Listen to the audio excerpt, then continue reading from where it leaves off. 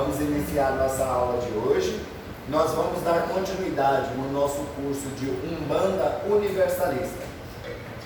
E a gente sempre gosta de explicar, né? Por que a Umbanda Universalista ela é um curso diferente? Porque ela faz um agregado de vários conhecimentos que inclusive estão além da Umbanda. São conhecimentos vindos de outras áreas, de filosofias diferentes, de religiões diferentes, né? Para poder fazer, vamos dizer assim, um entrelaçamento de informações para trazer um conhecimento maior para as pessoas, para que elas não fiquem bitoladas somente naquele conhecimento que elas têm e trazem do conhecimento de uma religião que se foca somente em ensinar o que eles pregam. E pronto, acabou. E aí, isso traz grandes problemas para as pessoas, porque traz limitações. Um exemplo disso que eu gosto de citar, de um centro que eu fui trabalhar há alguns anos atrás, e que lá era Umbanda mesmo. Eles não aceitavam que a gente falasse de extraterrestre, eles não aceitavam que a gente falasse de grande fraternidade branca, eles não aceitavam nada disso. Para eles tudo isso era igual aquela história que o kardecista fala, antidoutrinário, sabe? Tudo que está fora de Kardec é antidoutrinário, não é? Para os espíritas kardecistas. Pois é, dentro da Umbanda eles criaram essa concepção também. Tudo que não estava dentro da protossíntese, tudo que não estava dentro dos ensinamentos trazidos pelo da Mata e Silva, não era Umbanda. Então era antidoutrinário e não poderia ser praticado ou ensinado ali dentro daquele campo. Chegou o ponto da dirigente do centro chegar em mim e falar assim: Adairó, o negócio é o seguinte, aqui a gente trabalha com Preto Velho, Caboclo, Exu e Herê. Pronto. É só essas 4 manifestações. Então não tem esse negócio de manifestar mestre ascenso, não tem esse negócio de manifestar arcanjo, não tem esse negócio de manifestar extraterrestre.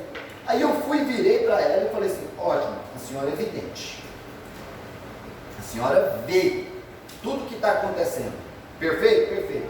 É mistificação minha? Eu estou mistificando? Eu estou com animismo?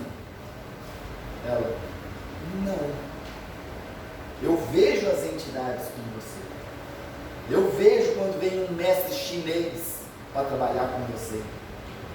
Quando eu estava trabalhando com Confúcio, sabe? Eu vejo um arcanjo atrás de você quando um dia que eu fui trabalhar com o Metatron, que a gente trabalha com o Metatron aqui.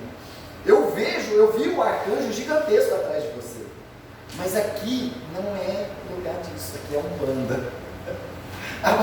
Eu falei: mas o importante é ajudar as pessoas. Não, mas é porque, olha, aí eu ainda expliquei para ela: olha, por que o arcanjo Metatron veio? Porque ele é o comandante do comando temporal. Ele abre portais temporais. E aquela consulente tinha que ser acessada uma personalidade dela que estava além dos conhecimentos da Umbanda. Tinha que abrir um portal temporal para acessar essa personalidade, para tratar aquela consulente. E ele veio para abrir o portal para que nós pudéssemos resgatar aquela personalidade que estava presa em uma linha temporal paralela. Ela falou assim: você acabou de falar grego para mim, eu não entendi nada do que você falou, mas faz sentido. Eu falei: pois é. Ela: não, mas aqui é essas 4. Tanto que já teve vez de eu estar trabalhando com uma entidade, e aí eles chegaram, né, que eram 2 dirigentes, chegaram e pediram permissão para a entidade, para que a entidade subisse, para que eu captasse um preto velho, porque a linha daquele dia era de preto velho, para vocês fazerem uma base. Então é por isso que o Guardião da Meia-Noite, ele fala muito claro isso: eu estou preparando uma nova florada. É vamos dizer assim, a Umbanda está dando novos frutos. E é por isso que nós estamos criando a Umbanda Universalista. Uma Umbanda que agrega os conhecimentos que vem de outras áreas também, que vem do kardecismo, que vem da teosofia, que vem da masofia, que vem da ufologia esotérica, que vem do esoterismo e que vem de outras linhas também espirituais, espiritualistas e religiosas. É kardecismo, é catolicismo, é protestantismo, é o judaísmo. Tudo o que for para somar a Umbanda Universalista agrega. É positivo? É. Testou? Testou. Faz bem? Faz. Então, está acoplado. Então, por isso, nós estamos trazendo uma nova roupagem da Umbanda para vocês. Por isso é que a gente fala, é o Aumbandã. É o conjunto das leis divinas. E as leis divinas são só da Umbanda? Não. As leis divinas estão em todo o universo. Então, ET segue as leis divinas. Mestre Ascenso segue as leis divinas. Sanat Kumara segue as leis divinas. Gautama segue as leis divinas. Os pretos velhos seguem as leis divinas. Então, é o conjunto das leis divinas. E por isso nós estamos trazendo uma nova visão sobre os orixás.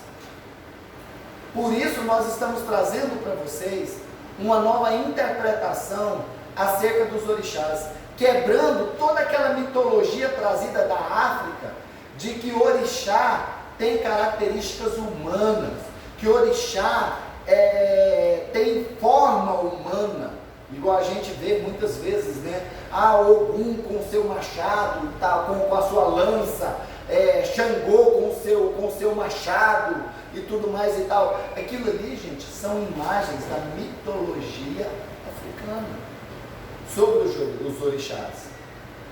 Mas, Odair, é errado essa questão da mitologia africana? Não. Não considero errado. Por que eu não acho errado? Porque aquele conhecimento ali é o conhecimento que aquele povo era capaz de alcançar. Da mesma forma que Jesus ensinava por parábolas, contando histórias para poder ensinar o povo hebreu, assim era vamos dizer, os grandes sacerdotes africanos ensinando o povo simples da África. Porque se os judeus, eles eram, vamos dizer assim, um povo que tinha pouco conhecimento na época de Jesus, imagina o povo africano, no continente africano, que ninguém não tinha escrita, não sabia ler, não sabia escrever, não tinha nada disso. E todos os ensinamentos eram passados através da oralidade. Eram contadas histórias sobre os orixás, sobre os deuses que vinham para a terra para poder ajudar a humanidade no seu crescimento espiritual. Então, como a gente estava falando, Deus impregnou toda a sua criação com as suas virtudes, através dos seus sopros divinos. E Ele emanou, inicialmente, 7 sopros primordiais. E esses 7 sopros ficaram conhecidos como os 7 orixás primordiais, que a gente conhece hoje como Orixalá, Oxóssi, Iemanjá, Ogum, Xangô, Iori e Orimá. Odair, ele parou nisso? Não, porque Deus cria incessantemente. Então ele emanou novas vibrações. E inclusive desses 7 orixás primordiais, dessas 7 emanações primordiais, elas também se fragmentaram através do processo de fragmentação monádica, e eles se dividiram em outros orixás. E aí a gente conhece outros orixás do panteão de orixás africanos. A gente conhece, por exemplo, Obaloaê, Omolu, Yansan, Mamãe Oxum e vários outros orixás. Hoje a gente já conhece aí dentro do candomblé eu acho que já está em mais de 150 orixás conhecidos, né? Então é muita vibração, é muita energia. E essas energias, elas regem toda a criação. Então, tem aquela situação da gente entender que cada orixá rege uma determinada parte da criação. Aí a gente pensa o seguinte, como uma semana ela tem 7 dias, então cada orixá rege um determinado dia da semana. E que o dia tem 24 horas, então cada orixá rege uma determinada parcela de horas do dia. Cada orixá rege uma determinada frequência vibracional. E aí, quando a pessoa nasce, pego muitas responsabilidades para mim, para poder ajudar as pessoas em todos os sentidos. A nossa personalidade é influenciada pelo nosso orixá regente, certinho? Então, quando a gente estuda e a gente vê as características do nosso orixá, a gente vê que é muito parecida com a nossa personalidade. A gente vê assim, aquela história, né? Me desenhou. Tanto que dentro da Umbanda esotérica, o da Mata e Silva fez a ligação dos orixás aos signos.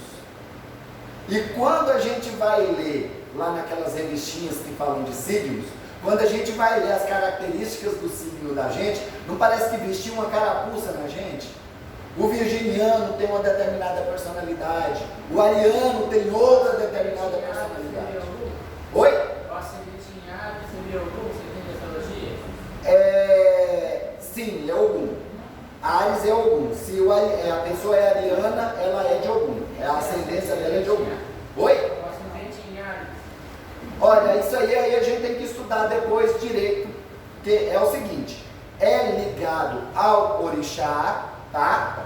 O signo da gente, não do nosso ascendente. É o nosso signo. Meu signo é Áries. Então o meu orixá de cabeça é Ogum. Ponto. Agora o meu ascendente é Libra. Tem nada a ver. Tem nada a ver. Certo? O orixá dele é outro. Mas o meu orixá ascendente, tá? O meu orixá que traz as minhas características é Ogum, porque eu sou de Áries. São 12 orixás? Não, são 7 orixás. 7? 7. É porque tem orixá que ele rege 2 signos. Certinho? Então, vamos continuar. Escorpião é o grupo também? Não, aí a gente tem que ler. A gente tem que ver, tem uma tabela, tá? E a gente vai passando aqui, orixá por orixá, quais são os signos que eles regem, tá bom? Aí você vai aprender isso durante o curso. Porque hoje nós estamos no segundo orixá. Então você vai aprender quais os signos que cada um dos orixás rege durante o curso. Tá ok? Então vamos lá. Hoje nós vamos falar da segunda linha de orixás que é apontada dentro da Umbanda, né? Que a gente estuda dentro da Umbanda esotérica, eclética e iniciática, apenas os 7 orixás primordiais e seus complementos. Ponto. Certo? A gente não aprofunda sobre outros orixás de jeito nenhum, porque é conhecimento demais. E se a gente for falar dos 100 e tarará orixás que tem e das suas regências, suas características, o curso fica de 2, 3 anos. E esse não é o nosso intento. É passar o conhecimento o mais rápido possível para as pessoas. Porque senão vai indo com o tempo, o curso fica chato, né? Fica quase como uma faculdade. Certinho? Então hoje nós vamos falar da linha vibracional de Oxóssi, que é o orixá que a gente chama do orixá da natureza, o orixá das matas, né? Oxóssi é o orixá? Oxóssi é o orixá, certo? Então, Oxóssi é o orixá da natureza, é o orixá das matas, é o orixá das árvores, dos animais, das plantas. É o orixá que traz a cura e que também tem o seu lado guerreiro, porque tem o seu lado caçador, tem o seu lado daquele índio guerreiro. E o Oxóssi é o orixá regente da vibração dos caboclos, né, que são as entidades que se manifestam dentro do trabalho de Umbanda na linha de caboclos, né? Então a gente vê aí, ó, a linha vibracional de Oxóssi e de Ossanê. Como eu disse para vocês, que a gente sempre fala do orixá primordial e do seu complemento divino, do seu par vibracional. Aldair, por que precisa do par vibracional? Porque toda a energia que existe no nosso universo, que é um universo de dualidade, tem dois polos. Então, precisa do seu complemento vibracional. Certinho? Positivo e negativo. Macho e fêmea. Yin e Yang. Sempre vai ser necessária essa complementação. Em todos os sentidos. Macho, fêmea, homem, mulher, alto, baixo. Sempre o nosso universo é dual. Então, os orixás sempre vão ter os seus pares vibracionais. Certinho? Então, a gente vê aí como que foi criado o termo Oxóssi, né? O termo sagrado Oxóssi, primitivamente, era chamado de Araxáci. Olha só, lá na África primitiva, esse orixá, que hoje nós chamamos de Oxóssi, ele era conhecido por Araxáci. Olha que interessante, né? Mais tarde ele foi fonetizado como Axáci e recentemente o fonetizaram como Oxóssi. Traduzindo esses termos segundo a coroa da palavra através do alfabeto adâmico, que a gente viu lá no início do nosso curso, nas 7 raças que a gente estudou, a gente viu na raça adâmica. Lembram-se da raça adâmica que a gente estudou? Pois é, ali foi criado o alfabeto abaenga, a língua abaenga, que era a língua adâmica original, certo? Então foram as primeiras línguas a serem faladas na humanidade, foram esses alfabetos que a gente chama de abaenga, tem um outro nome lá também que agora eu não me lembro, que compunham o alfabeto adâmico. Então, dentro do alfabeto adâmico, nós temos aqui Araxáci. O que significa o termo Araxáci? O Senhor que ilumina os seres viventes. Oxáci, a potência envolvente pela doutrina. Isso. Oxóssi, com SH, mago dos viventes terrenos. Oxóssi, que é o termo que a gente usa hoje, ação envolvente sobre os viventes terrenos. Traduzindo, nós temos OX, que é a ação e movimento. O simboliza o círculo. SSI simboliza os viventes na Terra. Assim, o termo Oxóssi significa o Senhor da ação envolvente, a potência que doutrina, o catequizador de almas. Olha que interessante. É o que traz o conhecimento ancestral. É o catequizador de almas. É o que traz o ensinamento primordial, que é trazido de onde? Da natureza. O conhecimento sobre as leis da natureza, sobre as leis naturais. Então, esse conhecimento, ele não se restringe somente à manifestação de determinadas frequências, vamos dizer, de cura. Existe muito mais conhecimento a ser desvendado nas leis naturais, nas leis da natureza. E Oxóssi traz essa informação, traz esse conhecimento, traz essa, vamos dizer, tendência àquelas pessoas que são regidas por essa linha vibracional a buscar o conhecimento ligado principalmente às questões ligadas à energia da natureza, às leis naturais, a cura pelas ervas medicinais, a cura pela natureza. Então, geralmente, a pessoa que é regida por Oxóssi, ela tem um conhecimento, ela busca um conhecimento ligado às questões ligadas à natureza. Um contato maior com a natureza. É aquela pessoa que gosta de pisar no chão e sentir a energia da natureza, porque é a energia que emana da Terra para reger a vida no planeta. Então Oxóssi traz essa energia. A vibração de Oxóssi significa ação envolvente. Oi, alguém pergunta? Sim. O caçador, nos dias de hoje, ele poderia ser usado como buscador do conhecimento. Buscador do conhecimento, perfeito. Porque na antiguidade o caçador era o caçador que caçava mesmo para mantenedor, né? Hoje ele é o buscador, perfeito. Exatamente. Aqui nós vamos ver, daqui a pouquinho a gente vai chegar lá no termo do caçador, justamente isso aí. Bem interessante. Sinal de que a senhora já leu a apostila, já preparou para a aula de hoje.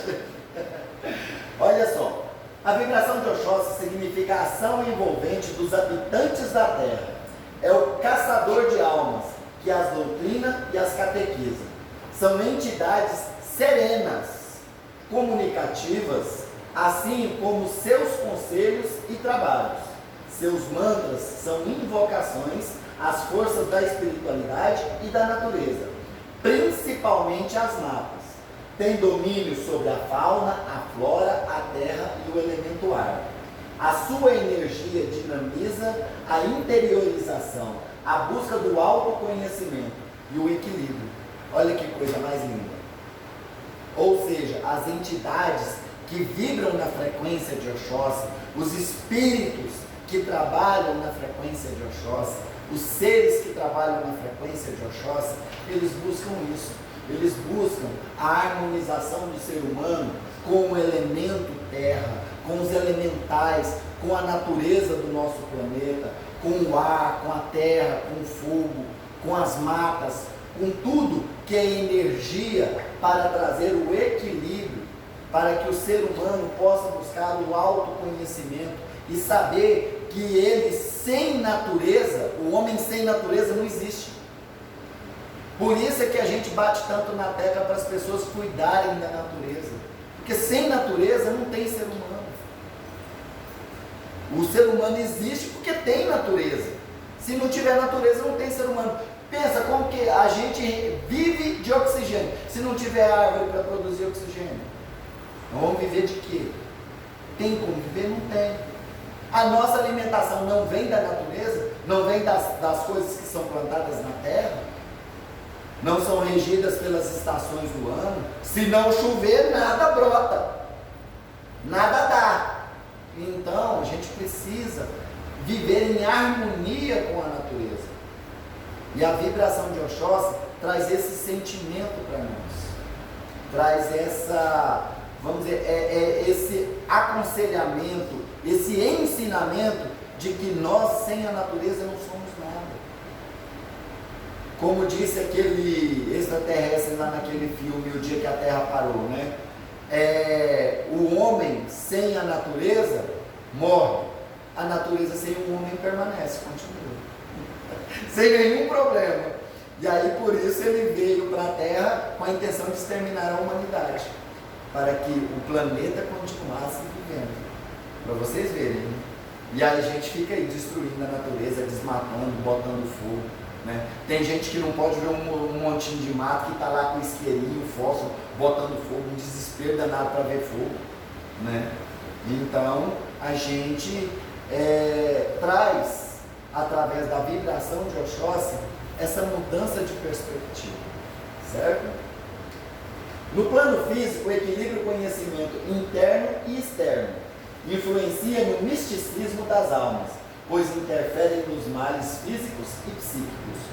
Cura. A linha de Oxóssi trabalha a cura física, psíquica. Então, a linha de Oxóssi busca, os grandes curadores são da linha de Oxóssi. Os grandes curadores, o comando Esmeralda, o comando Santa Esmeralda, trabalha na vibração de Oxóssi, tanto que é a cor verde, a cor vibracional de Oxóssi. O raio verde, né? O raio verde, o raio de cura, é a cor vibracional de Oxóssi. Para vocês verem o tanto que as coisas se complementam. A gente vê aí dentro da ufologia esotérica, a gente conhecendo sobre os comandos, a gente estudando sobre o comando Santa Esmeralda, a gente descobre que tem ligação com Oxóssi. A gente estudando sobre a grande fraternidade branca, a gente estudando sobre o raio verde do mestre Hilarion, que é o raio de cura, a gente vê que tem ligação de Oxóssi. É por isso que é um Umbanda universalista, que une esses conhecimentos. É importante a gente ter essa concepção, né? Essa linha reflete o processo da ação e reação, catequiza e doutrina as almas, envolvendo-as para o entendimento da lei divina. Ou seja, é a linha que prepara o ser humano para que ele tenha um entendimento sobre as leis divinas, sobre o verdadeiro Amumbandão, sobre o conjunto das leis divinas. É o catequizador. Então a gente para pensar que a linha de Oxóssi, quando nós temos regência pela linha de Oxóssi, Oxóssi faz parte do meu entrecruzamento, então faz parte da vibração de Oxóssi, da característica de Oxóssi, eu querer passar o conhecimento para as pessoas, passar o conhecimento para vocês, catequizar as pessoas, levar o conhecimento para as pessoas, para que elas possam ter o entendimento das leis universais, das leis espirituais, para que não fiquem boiando sem conhecer nada. Então faz parte das características de Oxóssi dentro do meu entrecruzamento. Então eu recebo vibração só de Ogum, que é meu orixá de cabeça? Não, eu recebo energia de Oxóssi, eu recebo energia de Iemanjá, eu recebo energia do meu orixá do decanato. São várias energias que se unem para formar aquela centelha divina, aquela consciência, aquele ser, aquela vibração. É muito importante a gente ter essa concepção. Ah, meu orixá é Ogum, então eu só tenho vibração de Ogum. Não! Tem os entrecruzamentos, tem o seu orixá do decanato, tem o orixá que rege os seus chakras inferiores.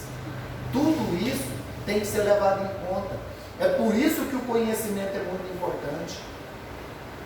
E é igual eu falei, é muito complicado a gente fazer a leitura de orixás através, por exemplo, do tarô, da astrologia, dos búzios.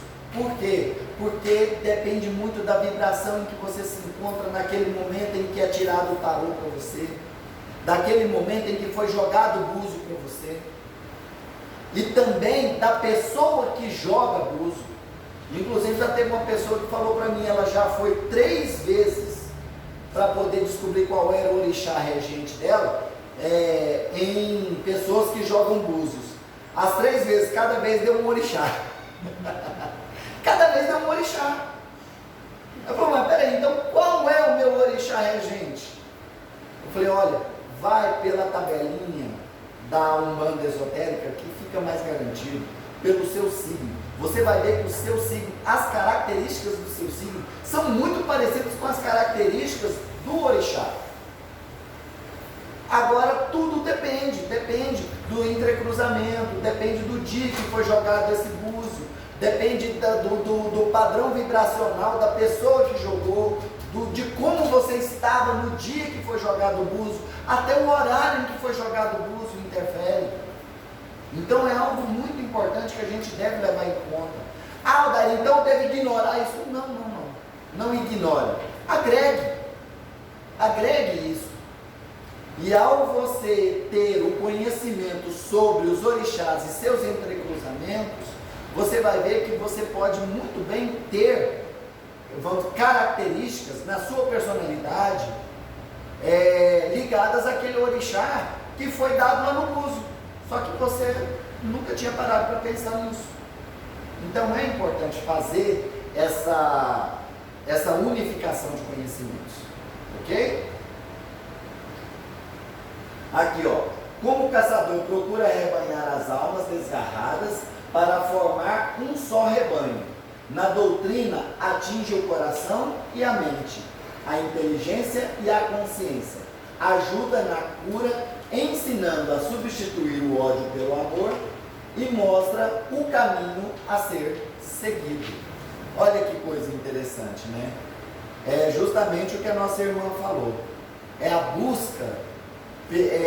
O caçador se torna o buscador de almas, aquele que quer trazer o conhecimento para as pessoas, que aí ele vai tirar aquela alma do vazio da ignorância, vai tirar aquela alma do umbral da ignorância e vai trazê-la para o conhecimento, através do amor, através da cura, né? É muito importante isso aí. A gente vê que a vibração de Oxóssi trabalha muito essa energia.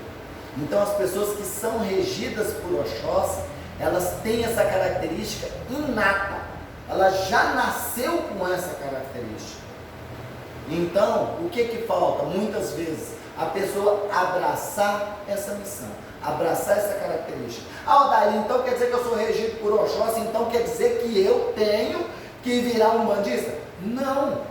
Você pode ser esse catequizador de almas em qualquer lugar que você estiver, em qualquer religião, em qualquer filosofia.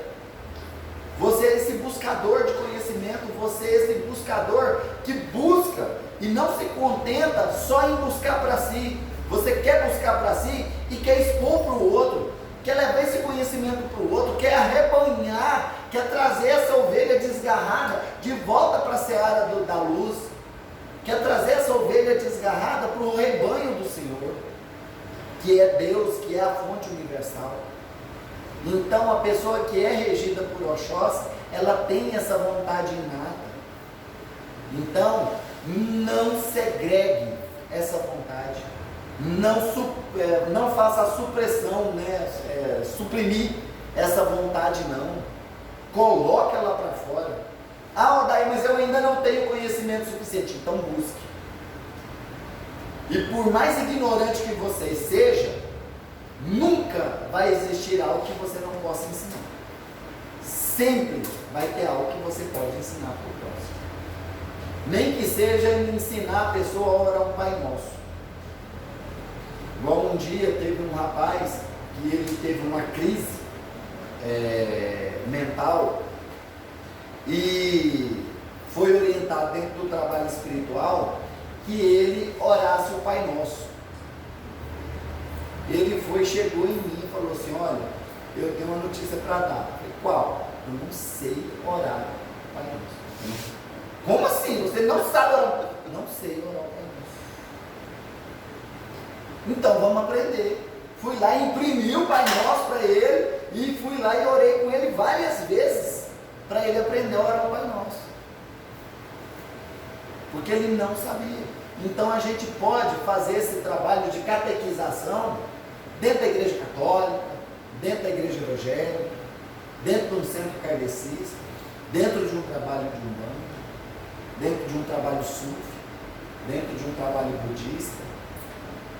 Em qualquer lugar nós podemos exercer a nossa missão. Não precisa ser no local XYZ. Tá certo que pelo fato de a Umbanda ser universalista, esse trabalho nosso ser universalista, então a gente abraça com muito mais amor e sem limitações que outros lugares a pessoa pode encontrar, né? Igual já teve um lugar que eu participei, e quando chegou num determinado ponto do estudo, cheguei no dirigente e falei assim: eu quero estudar mais sobre esse determinado assunto. Ele falou assim: Não, você não está pronto para poder estudar esse assunto. Eu falei, não, mas eu já terminei. Não, mas agora você não pode estudar esse assunto, não. Vamos dizer assim, tem que ter um tempo para poder estudar esse assunto. Aí eu virei e falei assim, mas espera aí, está segregando a coisa, está suprimindo conhecimento. Por quê? Não, porque tem certas coisas que não podem ser reveladas, tem um momento certo para ser revelado. E aí eu fui ver que era uma forma de manipular as pessoas para que as pessoas seguissem somente aquilo ali que era ensinado. Não podia ir além. A gente conseguiu verificar isso. E aí, quando eu enxerguei isso, bye bye, tchau, não serve para mim. Porque eu não suporto nada que me limite, que limite o meu conhecimento. Não, é isso e pronto. Não, peraí. É aquela história, né? Ah, por que isso é assim? Ah, porque é assim. Não, mas você tem que... Não, é assim e pronto. Ah, isso aí acabou comigo. Tchau e benção. Não tem nem conversa. Então, é importante a gente ter essa concepção de que quem nasce é regido por essa vibração, podendo ser o seu orixá de cabeça, podendo ser o seu orixá do decanar, podendo ser o seu orixá de entrecruzamento, de acordo com o horário em que você nasceu, o orixá de entrecruzamento de acordo com o dia da semana em que você nasceu. Tudo isso tem a ver, né? Mas que você tem características desse orixá, certinho? Atua combatendo e neutralizando os projéteis astromentais oriundos do submundo astral. Isso aqui é o que, gente? Atua neutralizando chips, atua neutralizando larvas astrais, atua neutralizando peias. Por isso é que a grande maioria das vezes, quando está dentro de um trabalho de umbanda e é necessário fazer a retirada de uma peia, de um chip ou de qualquer coisa desse tipo, o Marcos incorpora um dos caboclos com os quais ele trabalha. É o treme-terra, é o ranca-toco, é qualquer um desses aí. Ele vem e faz a retirada. Tanto que os médiuns, a grande vantagem de um médium dentro do Umbanda Universalista é essa. O médium está trabalhando com um preto velho. Aí o preto velho localiza um chip. E aí ele vai e fala, preciso trocar de lugar com uma entidade que retira chip. E aí vem um caboclo. Vem um caboclo e faz a retirada. Não é interessante a gente ver isso, né? Então, retira larvas, retira formas pensamento, desagrega formas pensamento, desagrega miasmas, aquelas formas que são introduzidas no corpo astral das pessoas através de magia negra. Os caboclos vêm e retiram. Olha o quanto é fantástico, não é? Aqui, ensina sem ferir, corrige amando, e na manipulação da natureza favorece as boas condições vitais do planeta. A pessoa que é regida por Oxóssi, ele sabe até como colher as folhas para fazer um banho de ervas sem prejudicar a planta. Ele tem que ter esse conhecimento, porque eu já vi, e inclusive isso já aconteceu aqui no grupo, que a entidade virou para um cambono e falou para o cambono, ô filho, vai lá no fundo e me traz um gainho de arruda. O cambono foi lá bem na guia da arruda, matou a arruda. Primeiro, ele não pediu permissão para a arruda, e todo mundo sabe que a arruda é a planta mais melindrosa que existe. Ele não pediu permissão para poder retirar. Oi? Melindrosa. Ela é muito delicada, muito sensível a energias. A arruda, se uma pessoa de energia ruim passar perto dela, ela seca até a raiz. E aí a pessoa foi lá e foi na guia da arruda. Tá. Chegou e entregou para a entidade olhou. Ô filho, você tirou a guia? Ô filho, você tirou a guia da planta? Você pelo menos pediu permissão para isso? 2 semanas depois a arruda estava seca. Então, gente, é importante ter o conhecimento. Então, a pessoa que é regida por Oxóssi, tem essa, vamos dizer, essa tendência a não violar a natureza, a buscar o conhecimento para a hora certa de tirar uma folha da planta, para que não retire energia em excesso da planta, a força vital da planta em excesso. Tem o horário certo para colher, tem a forma certa para colher, tem um respeito pela natureza. Então, a hora que vai colher uma determinada flor, uma folha na planta, ela pede permissão para os guardiões daquela planta, para os elementais que guardam aquela planta, para a própria planta. Inclusive, faz até a oração antes de colher a folha. Agradece depois que colheu. Agradece a planta pelo sacrifício em prol de outras pessoas que serão curadas por aquela energia. É importante ter essa concepção. Sim?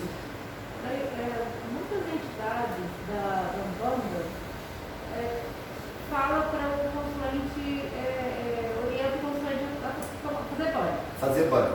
Então. Sempre os mais basiquinhos. Nunca ensinam top, super complicado, não. Sim, mas esses mais basiquinhos, pelo que você já falou e está falando agora novamente, tem todo. Tem a regra. Então, o consulente não sabe disso.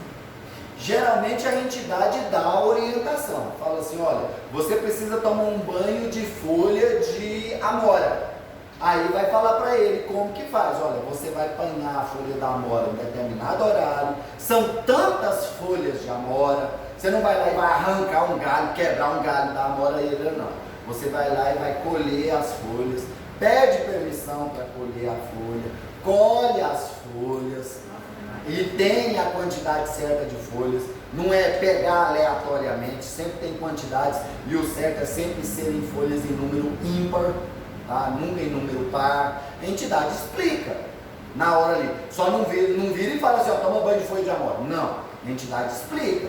Olha, você vai tomar o banho assim, assim, assado. Você vai ferver a água e vai colocar as folhas e deixar em infusão. Você vai colocar, igual muitas vezes fala, não, só coloca as folhas na água e bota no sereno e deixa serenar. Tem várias situações que a entidade ensina. Outra coisa muito importante que as entidades sempre batem na tecla, pelo amor de Deus, banho de ervas do pescoço para baixo, nunca na cabeça, né? Quando a entidade orienta a tomar um banho de sal grosso, fala para a pessoa quantos punhados de sal grosso, qual o horário adequado para tomar o banho, qual o dia adequado para tomar um banho. Isso é feito, aqui no Ser Humano é feito assim. Lá em outras casas eu não sei, porque muitas vezes acontece da entidade virar para a pessoa e falar, não, vai lá na Flora, pai do não sei o que, e lá ele já vende a garrafa prontinho. Super errado. Né? Porque cada pessoa tem que providenciar o seu banho, tem que fazer o seu banho. Inclusive a gente até orienta as pessoas a não fazer o banho com aquelas ervas que ele vai lá na flora e já está lá dentro do saquinho. Aquilo ali está desidratado, aquela erva, só Deus sabe como que ela foi colhida, só Deus sabe como que estava a vibração de quem colheu. Então, o ideal é a pessoa fazer o próprio banho, colher as próprias ervas e fazer o próprio banho e seguindo toda a orientação que é passada. Ok? Mais alguma dúvida? Então vamos continuar. Meu daí, Sim. Às vezes, assim, quando... Porque tem os médiuns que trabalham no sistema da irradiação, né? Que cada vez mais vai ficando mais comum, por questão de acesso à rede neural. Isso. E tal. Aí, quando... Eu já vi casos, eu vou falar assim, por mim, né? Uhum. Por mim. Já vi casos da entidade passar o banho e não me passar informação de como. Aí, foi por mim. Né? Aí eu tive que buscar para estudar. Isso, aí é importantíssimo o médium que está recebendo a canalização, a irradiação, ter o conhecimento, porque aí a entidade vai buscar lá no registro de informações para poder passar para o consulente. Por isso que é importante o médium estudar. Porque a entidade, ela não consegue ensinar o médium alguma coisa se ela não encontrar uma chavinha aqui dentro, um nexo aqui dentro. Então não adianta a entidade vai chegar lá, é como a entidade chegar e falar assim, eu vou pegar o livro de receitas aqui que o Juliano tem no cérebro dele. Olha que abre o livro, cadê a receita? O Juliano não estudou isso. Agora danou-se, como que eu vou passar essa receita para o consulente, se o Juliano não estudou? Como que eu vou falar para o consulente sobre a magia vegeto-astromagnética da planta XYZ, se o Juliano não tem essa informação na cabeça dele? Como que eu vou transmitir essa informação para o cérebro do Juliano para que o Juliano fale para o consulente? Vai bugar. Então é por isso que o médium tem que estudar. É por isso que o médium tem que se esforçar. E é onde a gente fica decepcionado quando a gente vê aqui, quem que é membro ativo do ser humano aí? Levanta a mão. 1, 2, 3, 4, 5, 6 com a Cássia. 6 membros. Recebendo uma aula dessa aqui que é tão importante. 6 membros. Recebendo um conteúdo desse aqui que é tão importante. E se a entidade vira para o Cambone, vamos supor que... O Cambone ele pode também passar essa informação? Pode! E aí é que é o interessante, porque a entidade vira e fala assim, filho, você tem que tomar um chá de boldo. Cambone, passa para ele como que deve ser feito o chá, como que deve ser feito o banho.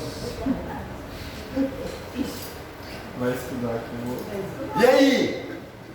É igual eu falei, o Cambone não sabe acompanhar uma arruda, gente. E já teve vez da entidade virar para o Cambone e falar, Cambone, vai lá no fundo e põe um guiné para mim, traz 3 folhinhas de guiné. O Cambone chegou em mim e falou, deve ter guiné. Não, tá lá no fundo. Não, eu vi lá, eu fui lá, olhei aquele mundo de planta lá, não faço a mínima ideia do que é guiné ali. Para vocês verem. E aí fica o trabalho falho. Então é importante mesmo. Mas eu não recebo entidade, mas você cambona. Mas eu não cambono, você é médium de apoio, uma hora você vai precisar que você venha cambonar. E aí? A entidade vira para você e fala, vai lá no fundo e busca mirra. Você não sabe o que é mirra. Você vai lá bem na guia da planta e clac, uma vez, sem conhecimento nenhum, sem respeito nenhum pela planta. Aí, pegando a deixa. Vai ser passado isso? Você vai ensinar isso pra gente? O que é cada planta, como tirar? Porque eu mesmo. Aula prática, hein? Bem, aí são as aulas práticas que a gente vai fazer no final do curso. Quando a gente for no final do curso, passar, aí eu posso pegar exemplos, pegar uma folha de cada planta e mostrar. Gente, isso aqui é a arruda. Gente, tem arruda macho, tem arruda fêmea. Gente, isso aqui é guiné. Gente, isso aqui é erva, a folha santa. Isso aqui é bolo. Isso aqui é 7 dores. Isso aqui é mirra. É porque agora me deu até medo. Eu não sei o que é uma guia da arruda. Oi? Eu não fui eu que tirei a guia da arruda, não. Não, Mas não. eu não sei qual que é a guia da arruda. É aquela principal do galho, que é o broto que cresce. Quando tem uma arruda que é um monte. É como se fosse uma venda. A guia da árvore. Não é quando a árvore vai crescendo e tem aquele topo, aquela principal ali, que se você quebrar ela, lascou, a árvore não tem mais por onde crescer. Muitas vezes ela se socorre com brotando novos galinhos ali. Mas mesmo assim você tira a conexão da árvore direta. Pois é, a pessoa foi lá na guia da arruda e tal. Não, ela tinha que ter apanhado os galinhos no decorrer da planta. E existe toda uma técnica para poder tirar o galinho da arruda, porque se você não souber puxar ele direito, você arrebenta com a planta, você descasca o galho todinho. Se você pegar de cima para baixo, assim, puxando de cima para baixo, arranca o filetinho, não é, dona Odete? Arranca o filetinho de casca no galho da arruda. Aquilo ali seca. A gente já lá Pois é, mesmo que a gente traz umas mudinhas aqui, né, para poder ensinar para vocês como tirar. Traz as folhinhas para poder mostrar tudo direitinho. Certinho? Seu Daí, Oi. fala, ervas lunares, elas têm que ser colhidas à noite? Tem que ser colhidas à noite. E ervas solares colhidas durante o dia. E inclusive tem até o horário dependendo da erva. Porque, por exemplo, a seiva, ela em determinado horário, ela está nas raízes. Em determinado horário, ela está nos troncos. Em determinado horário, ela está nas folhas. Então, até isso a gente tem que saber o horário certo para colher aquela determinada folha, para poder absorver a seiva. Até para mudar de vaso, por exemplo. Até para mudar de vaso, até para fazer uma muda. Precisa ter conhecimento sobre isso aí, até sobre esse horário. Porque, por exemplo, você vai fazer um chá de uma planta que você faz o chá da raiz. Se você colher ela, por exemplo, 3 horas da tarde, você colhe a raiz, esquece, ali não tem seiva nenhuma. A seiva subiu todinha e já está chegando lá nas folhas. Então tem os horários certos. Isso aí é meio complicado para a gente ensinar durante o curso de Umbanda, porque aí teria que ser um curso sobre magia vegeto-astromagnética, para poder a gente ensinar sobre cada erva, sobre cada planta, sobre a hora de colher, como colher, tudo direitinho, como fazer chá, tudo isso. Aí é um curso à parte. Próximo curso. É um curso à parte. E é um curso longo, né? E, inclusive, mas isso não é difícil. Hoje tem livros que ensinam. Hoje não tem assim, não existe informação. Existe informação. E, inclusive, se você quiser, eu posso mandar para você o PDF de vários livros que falam sobre ervas. O uso das ervas na Umbanda. Eu tenho livro em PDF nesse sentido. Ponho no grupo. Eu ponho no grupo. Então, as pessoas não podem alegar, porque não tem coisa. Tem sim, é só buscar. Tá ok? Aí, só para não esquecer, você não pode abrir um grupo no Telegram para você colocar os livros e as coisas? Já tem, meu amor. Dona Odete, inclusive, faz parte dele. Pode procurar lá, arquivo de livros diversos. Deve ter uns 5 mil livros lá, né, Dona Odete? Ou mais, que já aconteceu. Pois é. Tem uns 5 mil livros lá, nesse grupo. E tem livro de tudo quanto é assunto. Não é só espiritismo, esoterismo, umbanda, não. Todo tipo de assunto. Tem um grupo no Telegram. Se você procurar lá, chama Arquivos de Livros Diversos. E No mínimo eu devo fazer parte. E o que é legal no Telegram, porque é o seguinte, ele não sobrecarrega a memória do seu celular. Né? E outra coisa, por exemplo, o WhatsApp, você entra hoje no grupo de estudos, tudo que foi postado antes, esquece, você não tem acesso. No Telegram, você tem a capacidade de puxar tudo que foi postado para trás. Então tem livro lá no Telegram que eu postei há 3 anos atrás. E hoje você tem acesso a ele. E você baixa ele normalzinho, em PDF, tudo direitinho. Tá ok? Arquivo de livros diversos, né? Arquivos de livros diversos.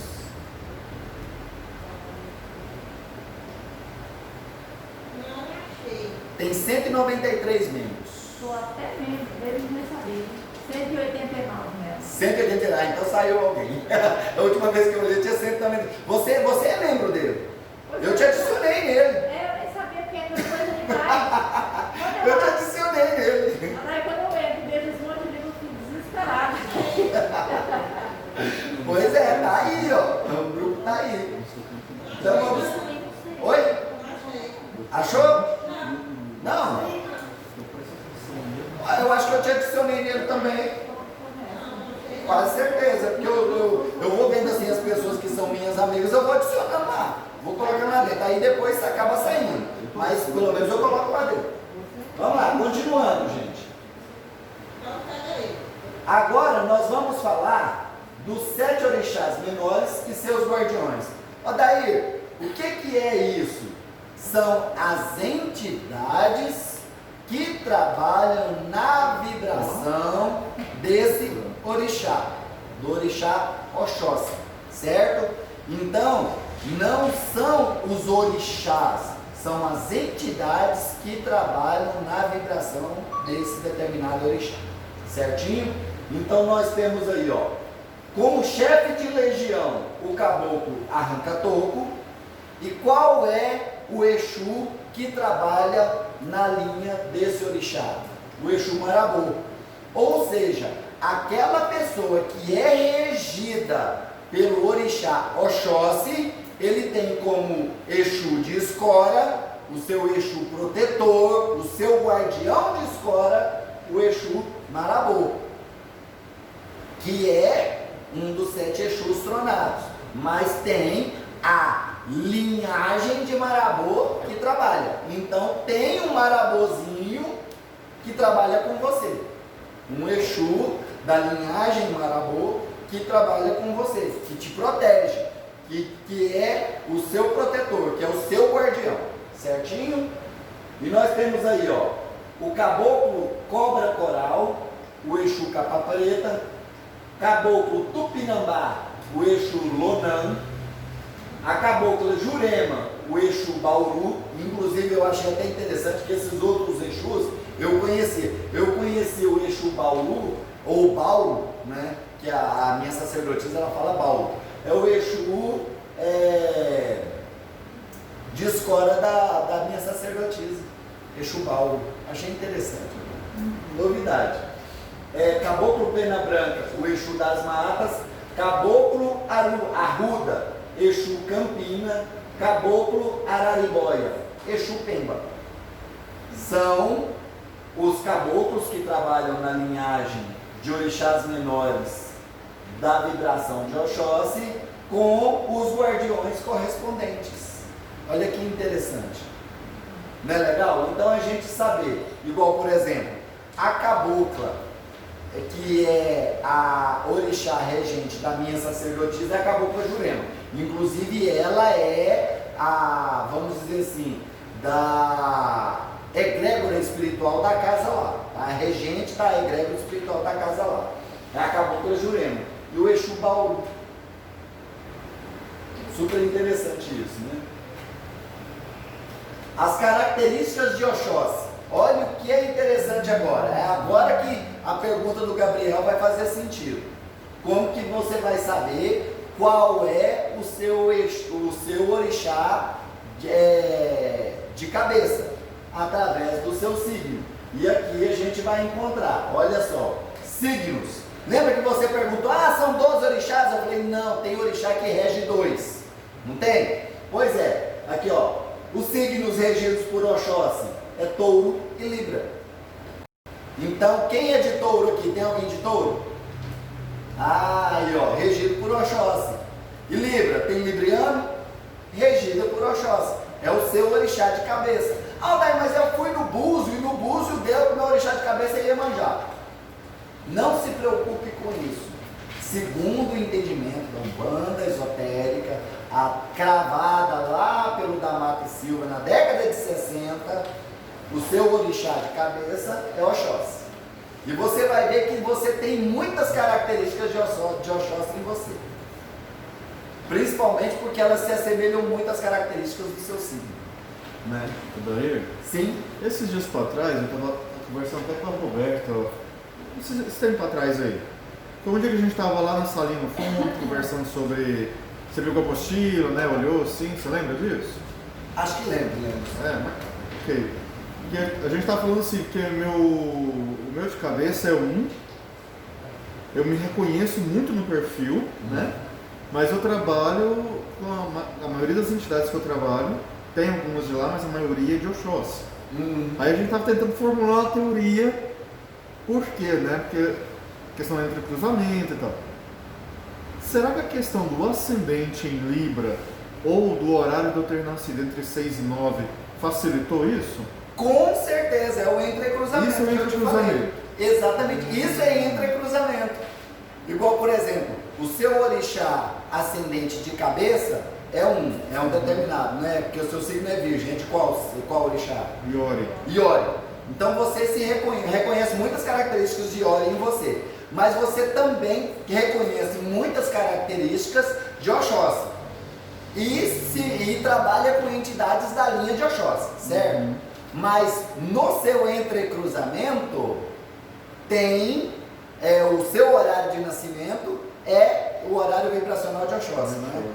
Então, no seu entrecruzamento tem a vibração e a influência de Oxóssi também. É aquilo que eu falei do entrecruzamento no meu caso. O dia da semana que eu nasci é o dia de Iemanjá. O meu signo é de Ogum. E o horário do meu nascimento também é de Oxóssi. Então o meu entrecruzamento, o meu símbolo de entrecruzamento com o meu símbolo de Orixá gente. E o meu entrecruzamento é Ogum central, Oxóssi de um lado e Iemanjá do outro. Interessante. Ou seja, eu trabalho nessas 3 linhas. Interessante, né? Então faz todo sentido isso aí, realmente, viu? Então a gente vê aqui, ó, qual chakra que é trabalhado na energia de Oxóssi? O chakra esplênico. O chakra esplênico, hoje, dentro dos nossos conhecimentos, a gente reconhece o chakra esplênico como sendo o chakra do baço, certo? Dentro de outros conhecimentos, Os chakras não são só certinho, não? Na verdade, existem os 7 principais, os 7 chakras principais, e existem os outros chakras secundários. Na verdade, o nosso corpo tem 72, já foram catalogados 72 mil chakras. 72 mil chakras no nosso organismo. É muito chakra. Então nós temos, como eu estava falando, o chakra esplênico em outras doutrinas, como por exemplo a doutrina do Leadbeater, ele é reconhecido como chakra do baço, em substituição ao chakra sexual ou genésio. Porque o Leadbeater vem da linhagem católica, da linhagem cristã. E falar de chakra sexual, falar de sexo, pecado, então não pode. Então, na literatura que busca a doutrina de Leadbeater, não existe chakra sexual. O esplênico substitui o sexual, dentro dos 7 principais, certo? Eu já vi alguns estudos que eles fazem o seguinte: pegam todos eles e colocam dentro de uma linhagem só. E eu achei interessante que aí eles saltaram eu acho que é o Wagner Borges, eles saltaram de 7 chakras para 10. Porque aí tem o coronário, o frontal, o laríngeo, o cardíaco, o do plexo solar, é contado como chakra principal também, o esplênico, o umbilical, o sexual e o básico. E aí ampliou o leque, cresceu o leque de chakras principais, que sempre a gente estudou como sendo só 7 chakras principais, e já ampliaram isso para 10 chakras principais, né? E eu acho que isso aí é muito relativo, porque vai da frequência do chakra, do tamanho do chakra, é tudo muito relativo, ok? Bem, a cor de vibração, não precisa nem falar, né? O tempo inteiro a gente vendo aqui em cima. A cor vibracional é o verde, né? A glândula que é trabalhada através da energia de Oxóssi, como eu falei, é o baço, é o chakra do baço, o chakra esplênico. Por que esse chakra se chama esplênico? Porque baço em inglês se lê esplênico. Então, criou-se a concepção de chakra esplênico, né? Mas é o chakra do baço, certinho? O dia da semana, sexta-feira, é o dia que eu nasci. Lembra que eu falei que nasci na sexta-feira da paixão? Então é dia de Oxóssi, entendeu? Aí, ó, o horário de vibração, das 6 às 9 da manhã. Eu nasci às 5h30 da manhã, então por isso o meu horário de vibração não é o de Oxóssi. Mas o dia do meu nascimento é de Oxóssi, por isso eu tenho Oxóssi no meu entrecruzamento, certinho? O anjo mediador, olha que lindo, Ismael, o anjo protetor do Brasil, o espírito protetor do Brasil, coisa boa, né? O elemento é um orixá que rege 2 elementos, o elemento terra e o elemento ar.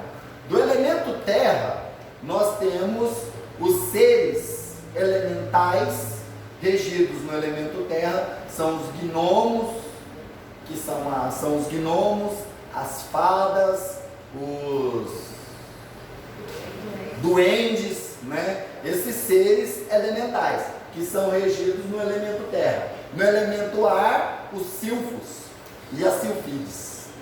Por isso é que os caboclos utilizam muito o elemento ar. Quando um caboclo brada, ele está movimentando o elemento ar. Quando ele dá aquele grito de brado, né? Ele está movimentando o ar através do som, né? E ele também é muito comum a gente ver os caboclos assoviando, né? Ele está evocando os silfos e silfides para poder fazer aquele tratamento ali. Não é interessante a gente ver isso? E aí é que a gente faz o nexo, né? Por que o caboclo dá aqueles gritos?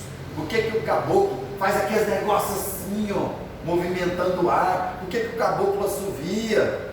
É evocando as forças do elemento ar para fazer os seus tratamentos. Olha que legal. Astro regente, planeta Vênus, a morada do nosso querido Sanat Kumara, né? Na geometria sagrada é o hexagrama, que simboliza a energia de Oxóssi. É aquele símbolo com 6 lados, né? O metal, o cobre. Odair, sim. Essa geometria sagrada que vem aí nessa parte, ela não é a mesma compreensão do ponto riscado, não, né? Não. De jeito nenhum. Dentro do ponto riscado existe toda uma simbologia completamente diferente. O que é flecha, o que é linha, o que é seta, o que é ponto quadrado, o que é ponto curvo. Tudo isso é explicado dentro de uma perspectiva sobre os pontos riscados. Por isso é que nós não ensinamos ponto riscado, porque senão as pessoas vão fazer besteira com o ponto riscado. E o ponto riscado ele é muito sutil. Às vezes um risquinho errado que você faz dá um significado completamente diferente para aquele ponto ali. Por isso é que as entidades aqui no Ser Humana, a grande maioria delas trabalham com ponto riscado como astral. Elas vão lá e criam um ponto riscado dela e pronto, acabou. Astralmente.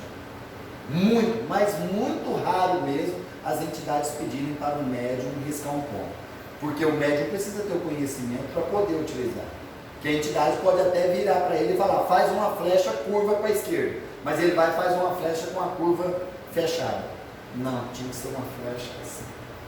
Então, tudo tem um significado. Dentro da protossíntese cósmica de Umbanda, existe um ensinamento sobre pontos riscados. Mas nós preferimos não ensinar, porque senão vai ter gente fazendo besteira com ponto riscado. É muito perigoso. É um conhecimento muito profundo mesmo. E, inclusive, hoje já é completamente desnecessário. Já foi feito um teste dentro de um centro que eu frequentei, onde uma pessoa garantia que o ponto riscado físico tinha mais poder do que o ponto riscado astral. Aí vieram 2 médicos. Um fez o ponto riscado físico, com a pemba, e outro fez o ponto riscado astralmente, só vibrando. Ótimo. Chamaram uma entidade. A entidade veio e sem falar nada. A entidade foi e olhou. Ah, legal, tem um ponto aqui e outro aqui. Só que esse é físico e esse é astral. Ah, então o senhor viu? É claro, como que não vê? Certo. Agora a pergunta que não quer calar. Qual dos dois está mais bem feito? A entidade olhou num, olhou no outro e falou, astral está mais bem feito. Para você ver. E isso dentro de uma casa de Umbanda. A partir daí foi abolido o ponto riscado físico lá. Falei, não, vamos aprender a fazer ponto riscado astral. E foi abolido. Hoje, eu já participei de algumas cerimônias lá, acabou, não tem ponto riscado mais. A gente não vê ponto riscado no chão mais, acabou. Acabou. Não tem ponto riscado mais. Achei muito interessante isso. Né? Mais alguma coisa? Aí se a entidade fizer astral ou com o dedo desenhando, ou até com a pemba, se a entidade fizer é por conta dela, né? É por conta dela. Certo. Ali não existe influência do médium, principalmente porque se o médium não conhece de ponto riscado. Então, oi? É uma espécie de catalisador de energia, pode funcionar como um catalisador de energia, pode funcionar como um portal dimensional, pode funcionar como um símbolo da geometria sagrada para tratamento de cura. Aí tem a funcionalidade de cada ponto riscado, para representar uma determinada linha de trabalho, tá? Então, os pontos riscados, eles têm suas funções. Mas hoje, é o que eu falei, eles já estão sendo abolidos dentro da Umbanda esotérica e a nossa Umbanda, que é universalista, principalmente. A gente pode observar dentro dos trabalhos aqui, ó, nenhuma das entidades que trabalham lá no Congá hoje fazem ponto riscado. Igual você falou, às vezes pode até riscar com o dedo no chão, está fazendo astral, ela não está riscando mesmo, desenhando ali com uma pemba, né? Então, está fazendo astralmente. Então, hoje o recurso já está bem mais, vamos dizer, mais amplo nesse sentido. Porque tem uma curiosidade também que eu queria tirar, que eu fiz o caminho meio que inverso, né? Então, a gente conhecia a questão dos arcanos, né? A geometria arcana mesmo, e aí de repente, através da Umbanda, veio o conhecimento básico, muito básico no meu caso, dos pontos. Será que a origem deles, porque tudo é manipulação de magia, né, Odair? Tudo é manipulação de magia. Caramba, a origem... manipulação de formas geométricas, da geometria sagrada. Porque aí eu estava imaginando que você falou agora há pouco, e lá nas aulas passadas, a questão da origem das raças adâmicas, os arcanos é de lá também. É de lá. E os pontos, tudo está provindo de lá do alfabeto adâmico. Do alfabeto adâmico. Isso, lá quando a gente estudou, lá na apostila inclusive tem, né, a base do alfabeto adâmico. É a linha, o ponto, o círculo. Sim. Está tudo lá. Sim. Exatamente. Muito interessante. A base para tudo isso. Né? E esse conhecimento, igual você trabalha com arcanos, trabalha com runas, né? As pedras com os símbolos, né? As runas. Esse conhecimento é um conhecimento muito antigo, da época da Atlântida, da Lemúria. É muito antigo. É um conhecimento muito antigo que foi sendo passado. Os pontos riscados que nós utilizamos hoje dentro da Umbanda são ensinamentos que foram trazidos da raça vermelha, do Aum-Pran, da raça vermelha que foi trazido. É um conhecimento muito antigo, mas que, se não tiver realmente conhecimento sobre isso, se torna perigoso. E, inclusive, há a possibilidade de a pessoa utilizar esse conhecimento para fins escusos, para fins errados. É igual por isso que a gente não fica ensinando certas coisas, por exemplo, ligadas à questão de magia, né? A gente não ensina a fazer magia com vela, porque senão vai aparecer gente que vai utilizar esse conhecimento para fazer coisa errada, vai fazer magia com vela de forma errada. Eu citei o exemplo do rapaz que a entidade orientou ele a acender uma vela cor-de-rosa para poder trazer harmonia para o relacionamento dele com a namorada. Ele comprou uma caixa de vela. Comprou uma caixa de vela e fez questão de trazer, dizendo que era para a entidade ungir.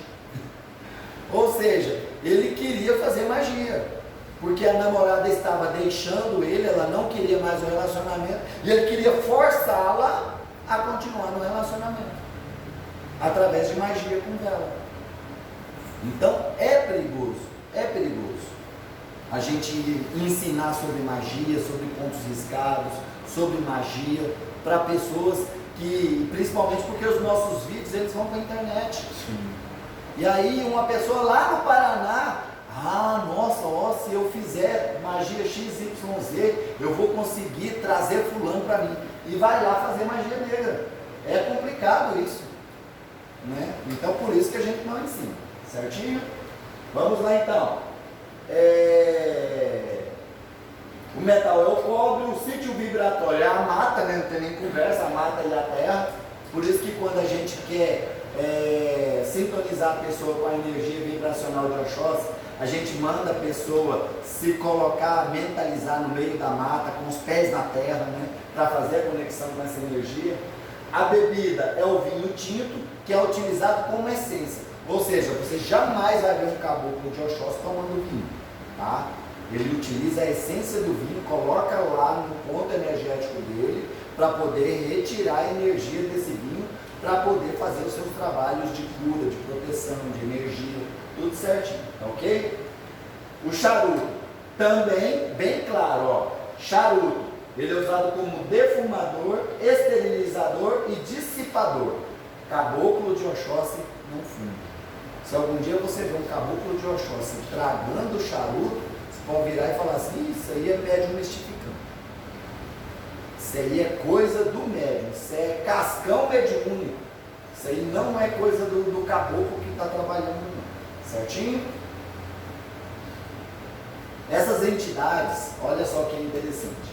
Essas entidades baixam, ouvem, dão conselhos profundos, manipulam ervas sagradas e o prana com maestria. Por isso que eu falei, o caboclo está aqui, movimentando energia prânica, movimentando prana, movimentando fluido cósmico universal, as ervas sagradas, caboclo macera. Um dia nós fomos num trabalho num local e tinha uma criança que estava com o pé machucado lá, e o caboclo pegou algumas ervas, ele macerou essas ervas na mão dele assim, fez um negócio assim e tal, ou eram algumas ervas, assim, poucas ervas, mas ele conseguiu sintetizar a energia daquelas ervas na mão dele de tal forma que o sumo das ervas escorria pela mão dele, do tanto que ele tirou a essência daquelas poucas folhas que estavam ali e passou nos pés da criança para poder fazer o tratamento no pé da criança.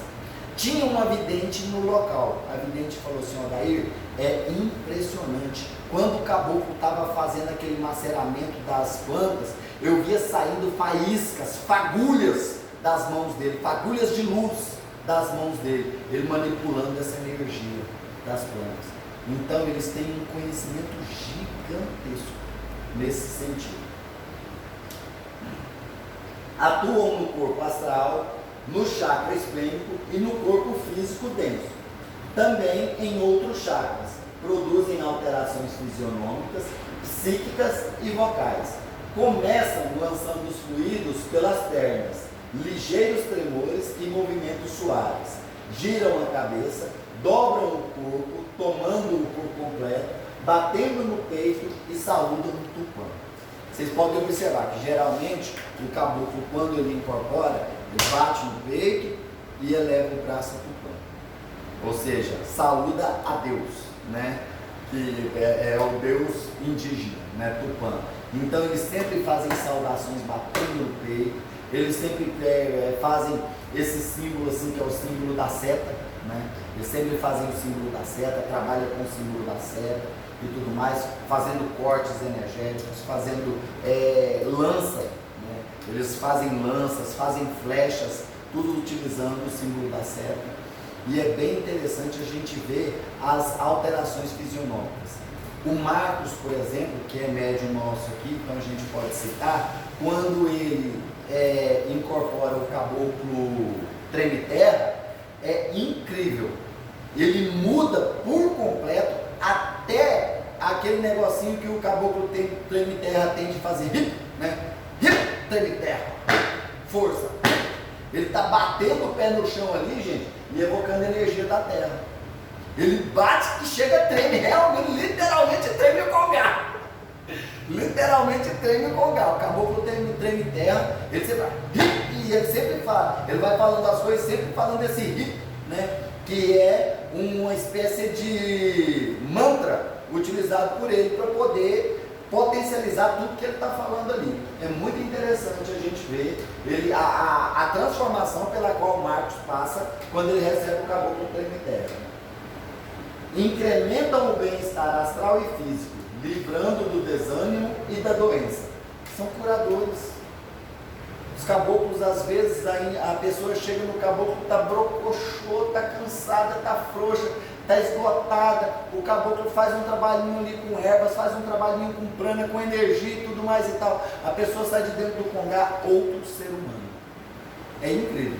Inclusive já teve gente que falou para mim, Odair, Eu passei pelo atendimento com um caboclo fulano um dia, a hora que eu cheguei em casa eu estava tão elétrica que eu não dormi. Ele me deu tanta energia que eu não consegui dormir. Para vocês verem que fantástico, né? E aí, ó. As ervas. As ervas, olha só, recebem a influência de Vênus. Olha que interessante, hein? São as ervas utilizadas pela linhagem de Oxóssi: o sabugueiro, o malvaísco, as folhas de jurema, a erva doce, a malva cheirosa, a parreira do mato. Entendeu por que você foi intuído aquela vez para fazer? Foi malva, não foi? Foi malva, né? Tá certo. A parreira do mato, o gervão, a dracena, o figo do mato, entre outras ervas. A essência: violeta, orquídea e narciso. Essas essências são para você fazer os banhos litúrgicos seus, tá? Para você fazer banho, por exemplo, uma pessoa que ela é regida pela energia de Oxóssi, quando ela vai fazer parte de um trabalho na casa, vai participar da gira, é ideal ela tomar um banho antes de vir, né? Tomar o banho com uma dessas essências.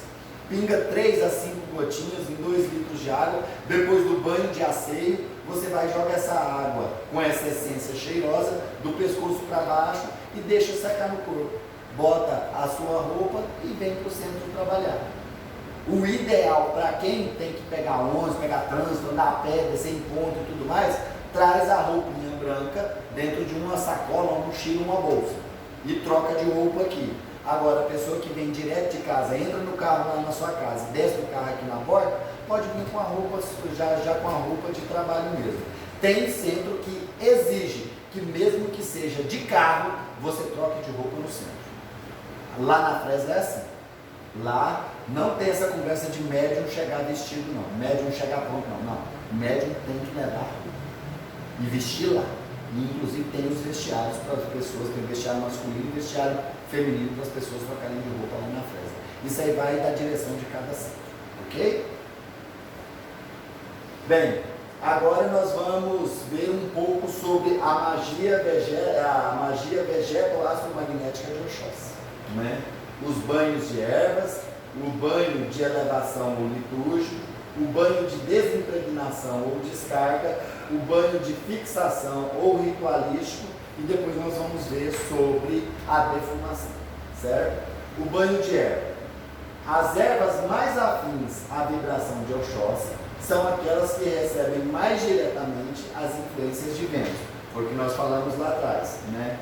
Então, o banho de elevação ou litúrgico deve fazê-lo obedecendo aos mesmos critérios expostos na vibração de Orixalá. Ou seja, aqueles mesmos critérios que nós passamos na vibração passada, que é a vibração de Orixalá, para poder fazer o banho, também é exigido nesse, tá ok? Pois somente as ervas solares, olha só, interessante, e muito excepcionalmente as ervas lunares poderão ser usadas no banho litúrgico. Interessante a gente ver isso aí, né?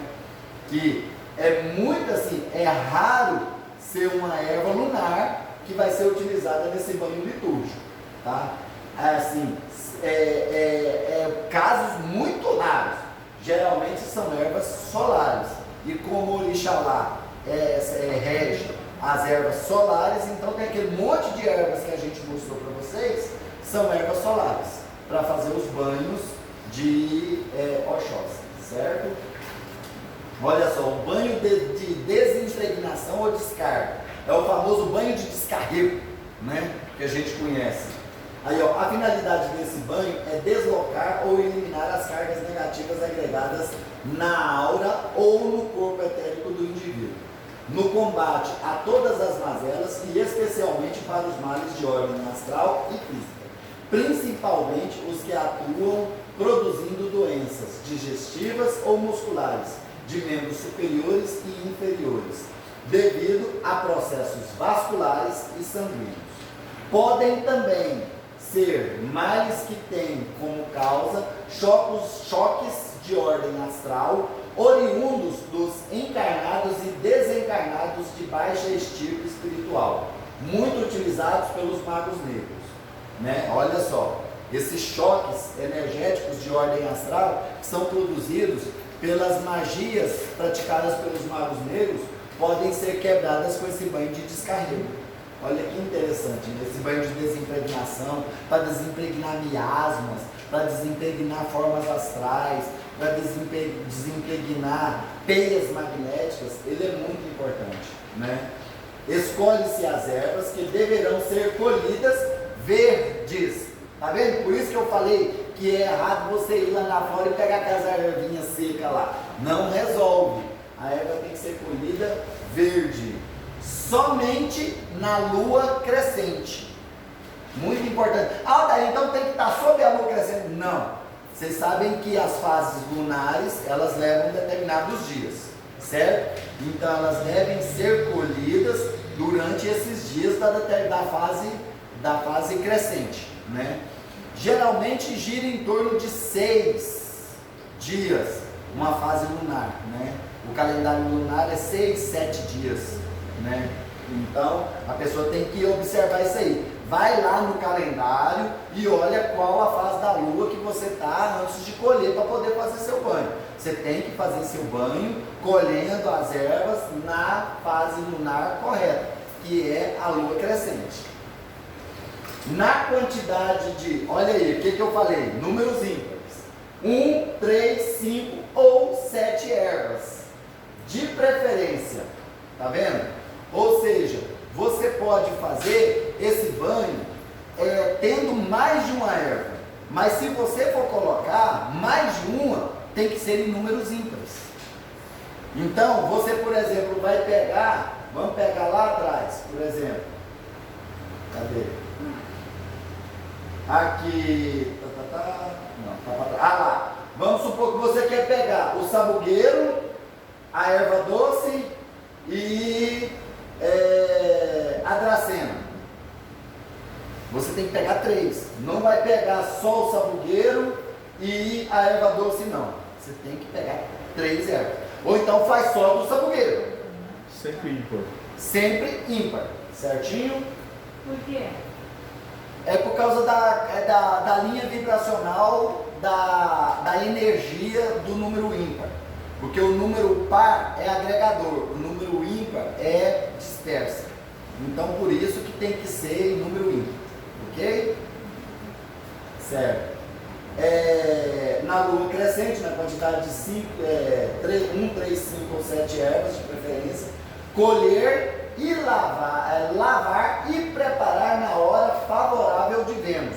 Aí tem aquele horáriozinho lá na tabela que eu postei nos grupos outro dia, né? Aí ó, tá aí os horários certinho, vê a tabela. Ou de Oxóssi, que é das 6 às 9 horas da manhã, certinho? Ou seja, você vai fazer todo esse processo entre 6 e 9 da manhã, certinho?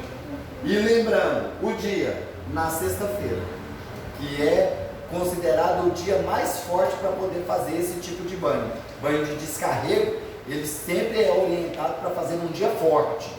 É sempre na sexta-feira. Muito raramente as entidades indicam a segunda e a quarta. É quando a pessoa não pode fazer. Ah, na sexta não tem jeito. Então você pode fazer ou na segunda ou na quarta. Como tá aí, tá?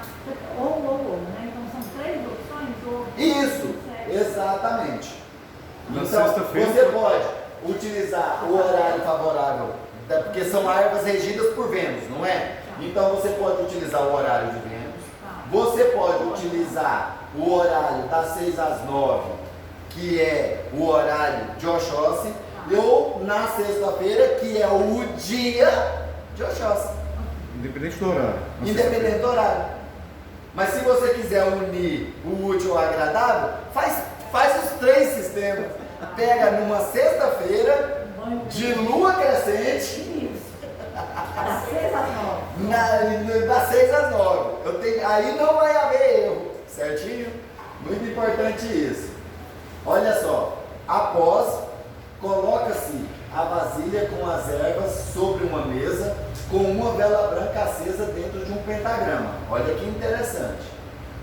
com orações e pensamentos harmonizantes. Espera esfriar e, após o banho de higienização, volta-se para o sul e toma o banho, deixando o sumo e as ervas passarem pelo corpo do pescoço para baixo, que a gente sempre orienta, né? É bom ter, comeu ali, os dois pés, sob os dois pés, 2 pequenos pedaços de carvão. Isso é sempre, a gente orienta muitas pessoas para tomar o banho, pega 2 pedacinhos de carvão e coloca debaixo dos pés.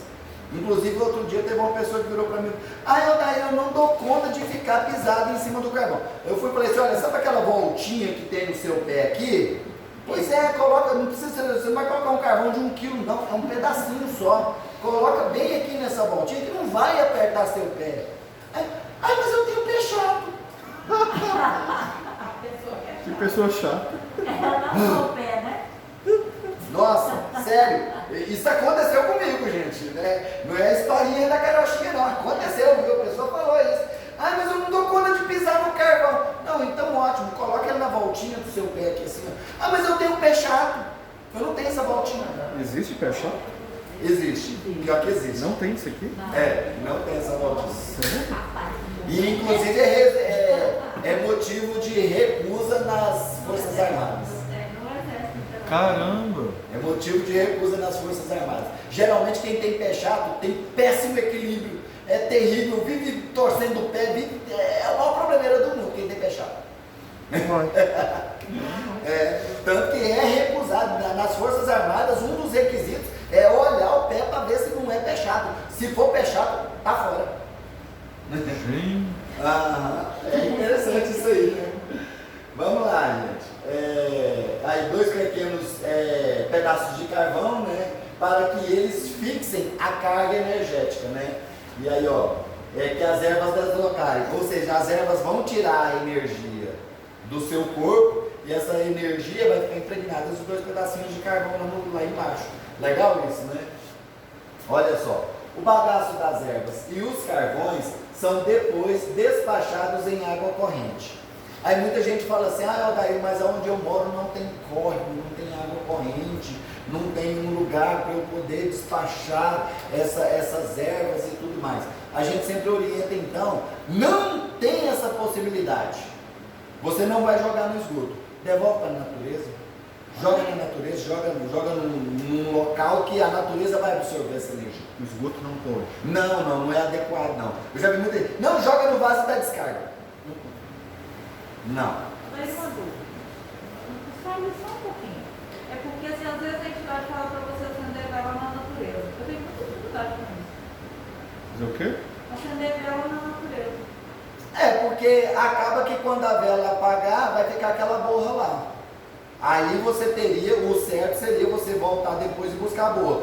Quando nós fazemos qualquer tipo de trabalho na natureza, seja em cachoeira, seja em rio, seja em qualquer lugar, que a gente vai lá e monta um localzinho para o pessoal firmar suas velinhas, ao final do trabalho a gente vai lá e recolhe tudo. A gente espera queimar tudo e no final do trabalho vai lá e recolhe tudo. Tipo assim, eu fico medo de queimada, um monte de coisa. Não, mas aí é tudo prevenção. Você não vai lá e colocar acender a vela no meio de um monte de folha seca. Não, você vai limpar aquilo ali, tudinho, o local onde você vai acender aquela vela, né? Igual, por exemplo, quando nós fomos fazer isso, até as pedras para a gente colocar no local para que o pessoal acendesse as velas em cima das pedras, lembra, né, Alberto? A gente levou até as pedras, que são essas pedras que a gente utiliza aqui. A gente foi e fez tipo um balcão, um altar, num local até que era no meio de umas pedras, né, Alberto? Ficou muito bonito. A gente colocou lá as pedras e o pessoal acendeu as velas em cima daquelas pedras ali. Ficou lindo. Ficou bonito até de ver, né? Ficou lindo. Então a gente firmou ali. E depois, no finalzinho, a gente ficou lá até a última vela queimar. E recolheu tudo. E inclusive lá um local onde muitos grupos iam para poder fazer trabalho na cachoeira, estava cheio de lixo desse pessoal lá. A gente recolheu o nosso lixo e recolheu do pessoal que tinha deixado. pessoal que não tem respeito pela natureza. Isso é falta de respeito pela natureza, né? Então é muito importante ter essa ciência aí, ok? Então, as pessoas, eu vejo às vezes as pessoas fazerem despacho de certas coisas, por exemplo, na natureza, vai lá e joga no meio. Eu já vi, igual a pessoa jogar o alguidar num jardim, o jardim é a coisa mais linda do mundo, a pessoa, despacha na natureza, vai lá no jardim e joga o alguidar lá, aquela tigelona de barro, desse tamanho assim, lá no meio do jardim, é a coisa mais feia do mundo. Isso aí as pessoas têm que ter um pouquinho de consciência e respeito pela natureza nesse sentido. Eu fico imaginando se com essa chegada da Umbanda Universalista, né? Se essas orientações vão mudar. Vão mudar, com certeza. Igual, por exemplo, aqui na casa, o Guardião da Meia-Noite já proibiu entregas em cemitério. Ele proibiu. Ele proibiu as outras entidades de fazerem entrega no cemitério. Tanto que a última entidade que pediu para fazer uma entrega no cemitério, ela foi orientada, falou, não pode fazer entrega no cemitério. Aí ela foi pedir para colocar no pé daquela árvore ali, que fica na frente do cemitério, mas lá dentro não. Foi pedido que, inclusive foi a Cássia que foi lá levar, né, Cássia? Falou, joga lá no pé da árvore, mas lá no pé da árvore aqui de fora, lá dentro do cemitério não. Então muita coisa vai mudar. Essa questão de oferendas, essa questão de pontos riscados, essa questão aí de despachos, muita coisa vai mudar. Porque a intenção é esoterizar cada vez mais a Umbanda, sutilizar cada vez mais a Umbanda, acabar com os rituais materiais, acabar com a materialidade. Esse é o grande foco, né, Dona Odete? Esse é o grande foco hoje. Por isso que o Guardião da Meia-Noite bate tanto nessa tecla. É uma nova florada da Umbanda, com novas técnicas, com novos trabalhos, sutilizando as coisas. A Dona Odete fez um curso em que, nesse curso, prezava a questão da oferenda, né, Dona Odete? Eu digo assim, que ser desta Umbanda tem que ter dinheiro. Porque as oferendas são gigantescas, caríssimas, né? Pois é, para ser membro da Umbanda tem que ter dinheiro, porque senão você não dá conta, oferendas caríssimas. Essa entidade ela não precisa ser venerada. Pois é, esse aqui é o problema. Na verdade, aquela oferenda ali, a intenção ali é a retirada da energia daquela oferenda, né? É a energia daquela oferenda que é retirada para algum propósito. Aí só Deus sabe qual, tá? Mas vai depender do que a pessoa está pedindo, o que a pessoa quer, o que a pessoa busca, né? E qual a intenção da pessoa em fazer aquela oferenda, né? Geralmente as pessoas tratam a oferenda como uma espécie de barganha, né? Eu dou isso para receber isso. Na verdade não é bem assim. A entidade vai lá tirar aquela energia para fazer um bem para a pessoa. Ela não está ficando com aquela energia. Ela retirou a energia para fazer o trabalho que a pessoa precisou. Entendeu? Aquilo ali não é para a entidade em si. Aí vai lá e faz aquele open bar gigantesco, aquele negócio colossal ali. A entidade não quer aquela energia, ela não precisa daquela energia para ela. Ela precisa daquela energia para ser movimentada para fazer o trabalho que é necessário para poder buscar o alcance que o consulente quer. Mas hoje, a nossa ideia é acabar com essa coisa material. Acabar com essa materialização. Um dos exemplos que nós podemos citar é a quebra de contrato. A quebra de contrato, antigamente, dentro dos trabalhos de Umbanda, era feita com um belo banquete. Aí, dentro do nosso trabalho, dentro da apometria, nós conhecemos a quebra de contrato utilizando o espelho e quebrando o espelho. Hoje, já dentro dos nossos trabalhos, nós não utilizamos nem o espelho. É um espelho astral. Ele é criado astralmente através da forma do pensamento. E é quebrado astralmente. Então hoje já não precisa de nada material para poder fazer uma quebra de contrato. Não é fantástico isso? Sim. Então a ideia é justamente se utilizar. Aí é que tá, né? As pessoas conhecerem técnicas, então, os médiums conhecerem técnicas para ficar arquivado na memória. Isso. Para a hora que a entidade chegar, saber que existem outras possibilidades. Exatamente. Você já viu a entidade que, inclusive, um dia aconteceu isso com um membro do grupo aqui. Ela passou para a entidade foi e falou assim, ó, você precisa fazer uma quebra de contrato.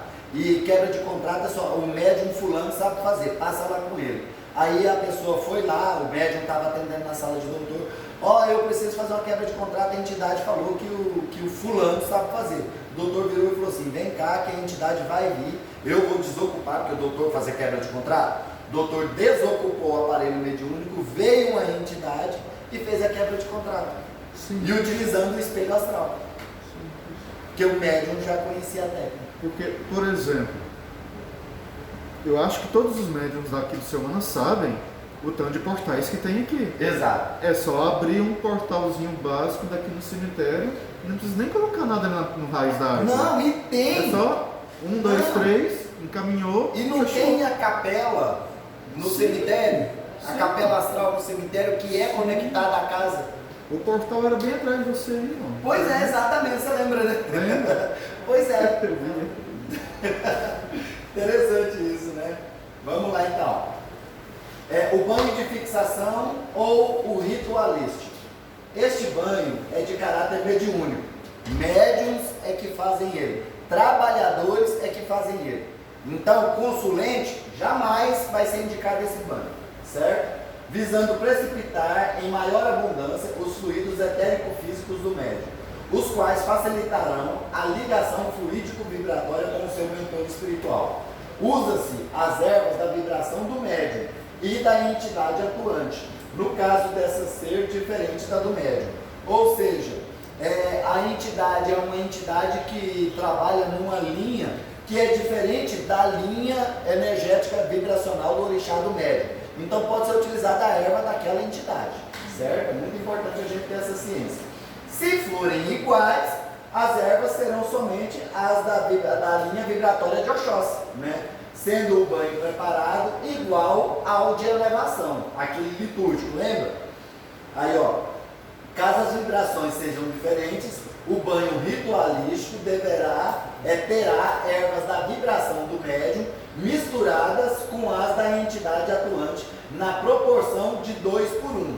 Como neste caso a vibração do médium é Oxóssi, as ervas, tanto as do médium quanto as da entidade, serão colhidas, lavadas e preparadas na hora favorável de Vênus. Olha que interessante. No período compreendido entre o início da lua nova e o final da lua crescente. Aí, tá vendo? Já recebeu uma informação, Não precisa nem checar na tabelinha. Espera-se que esfrie, retirando-se então as folhas para serem depositadas na mata ou no rio. Tá vendo aí, Já deu uma orientação aqui, Tira as folhas e elas podem ser jogadas de volta na natureza. Não precisa ser especificamente no rio, na água corrente, tá? E é importante a gente deixar isso claro, né? A defumação. Peraí, deixa eu ver. Tá, é aqui.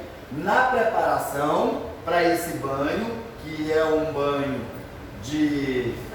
ritualístico, na preparação deve ter uma vela branca acesa dentro de um hexagrama. O banho deve ser tomado voltando-se de costas para o ponto cardial oeste ou leste.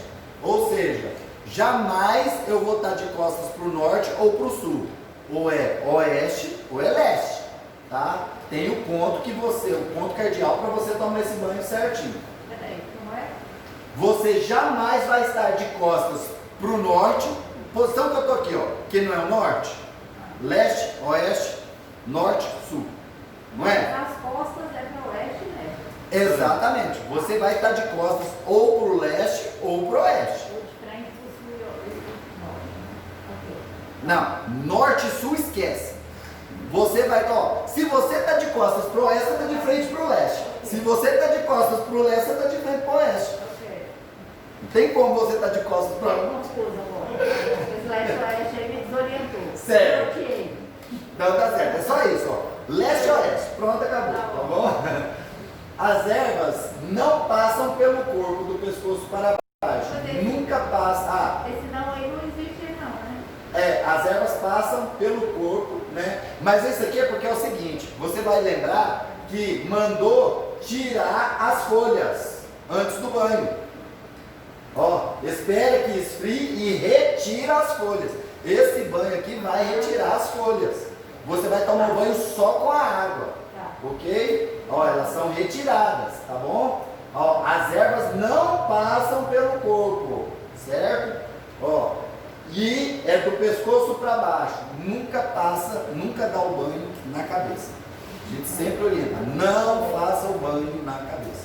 Antes de vir para o trabalho, esse é o banho orientado, assim? É um banho orientado, muito orientado. Mas como é complicado para poder colher as ervas no momento certo, no dia certo e tudo mais, faz o banho com as essências. Sim.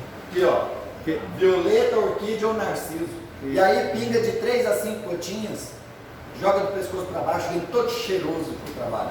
Se por acaso você não encontrar nenhuma dessas essências, pega a essência, que é a essência coringa.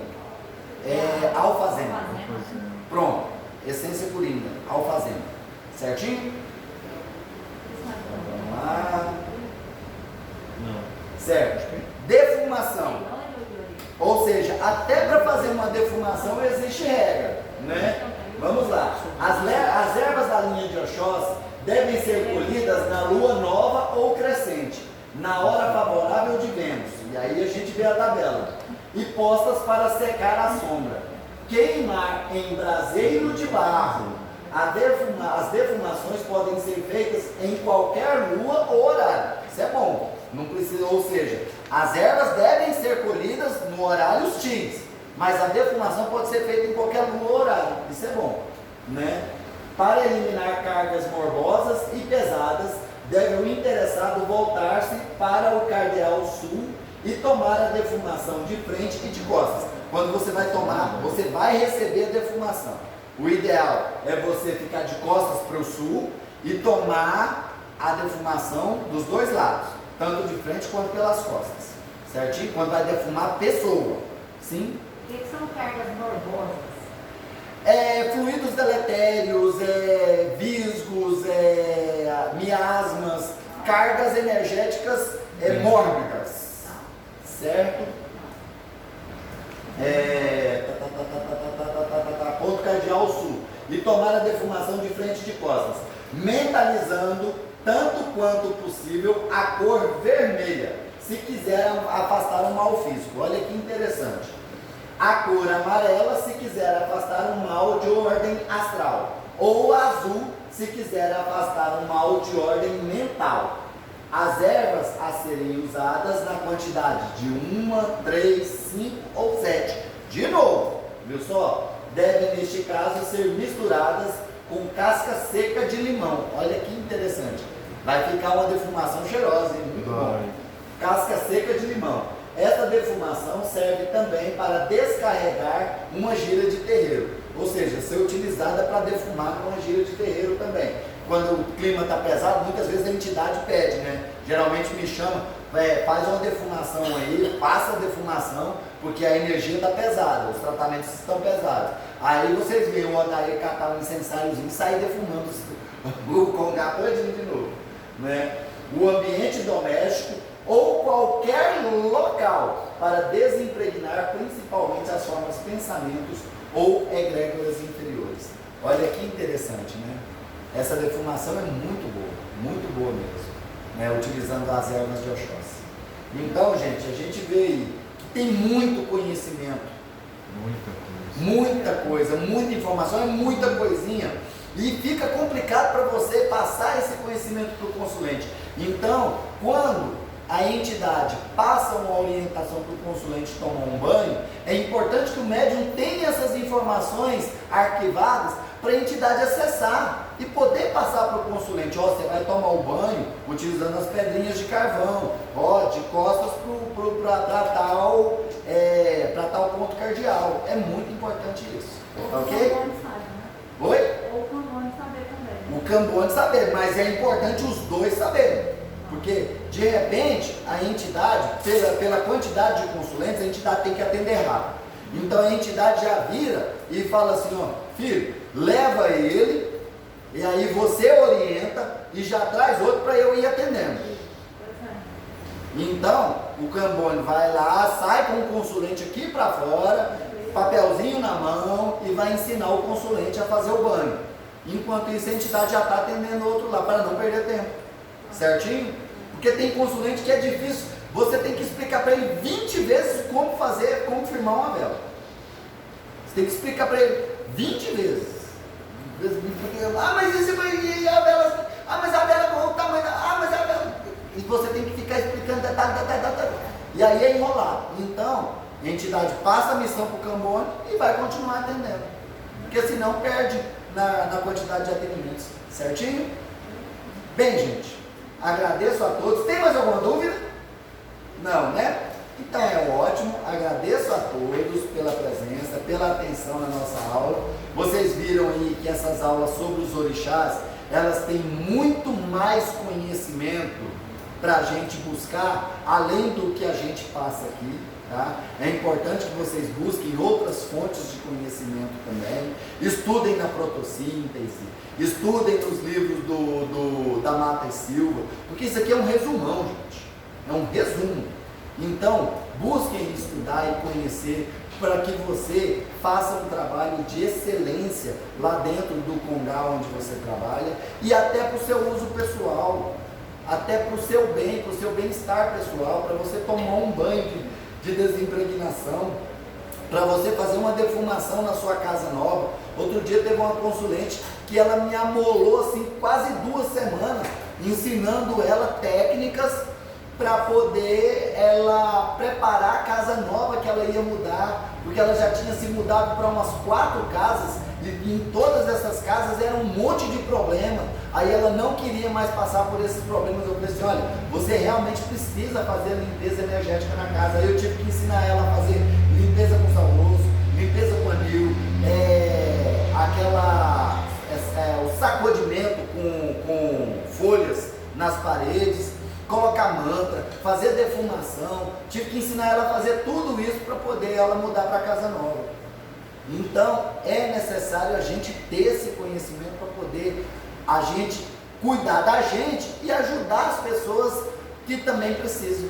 Certinho? Agradeço a todos pela presença, muito obrigado. Vamos fazer a nossa oração de encerramento, né? Para a gente poder ir.